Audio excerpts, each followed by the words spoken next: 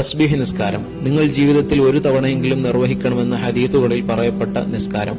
മുൻകഴിഞ്ഞുപോയ ചെറുദോഷങ്ങൾ പൊറുക്കപ്പെടാൻ അള്ളാഹു നൽകിയ പ്രത്യേക ഓഫർ പോലെയാണ് ഈ നിസ്കാരം. നിസ്കാരത്തിൽ മുഴുവൻ തസ്ബീഹ് ആയതുകൊണ്ടാണ് തസ്ബീഹ് നിസ്കാരം എന്ന പേര് പറയുന്നത്. ഓരോ റക്അത്തിലും 75 തവണ വീതം 4 റക്അത്തുകളിലായി 300 തവണയാണ് സുബ്ഹാനല്ലാഹി വൽഹംദുലില്ലാഹി വലാ ഇലാഹ ഇല്ലല്ലാഹു അല്ലാഹു അക്ബർ എന്ന തസ്ബീഹ് ചൊല്ലേണ്ടത്.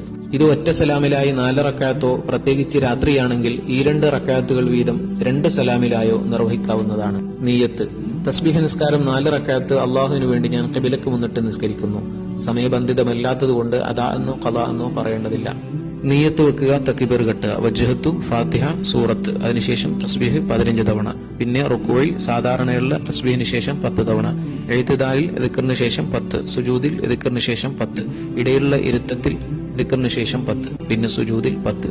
അവിടുന്ന് നേരെ ഖിയാമിലേക്ക് പോവാതെ നമ്മൾ സുജൂദിന് തക്ബീർ ചൊല്ലി ഇസ്തിറാഹത്തിന്റെ ഇരുത്തം ഇരിക്കണം. നമ്മൾ പലപ്പോഴും വിട്ടുപോകുന്ന സുന്നത്താണ്. തക്ബീർ ചൊല്ലി എണീറ്റ് ഇസ്തിറാഹത്തിന്റെ ഇരുത്തത്തിൽ 10 തവണ ദിക്ർ ചൊല്ലിയതിനു ശേഷം തക്ബീർ ചൊല്ലാതെ ഖിയാമിലേക്ക് പോവുക. എന്നിട്ട് ആദ്യത്തെ റക്അത്തിൽ ചെയ്തതുപോലെ ഫാത്തിഹ, സൂറത്ത് 15 തവണ തസ്ബീഹ്, റുക്കൂയിൽ 10 തവണ, എഴുത്തിദാലിൽ 10, സുജൂദിൽ 10, ഇടയിലുള്ള ഇരുത്തത്തിൽ 10, പിന്നെ സുജൂദിൽ 10, പിന്നെ അത്തഹിയാത്തിന് മുമ്പോ ശേഷമോ ചൊല്ലാവുന്നതാണ്. എന്നിട്ട് സലാം വീട്ടുക.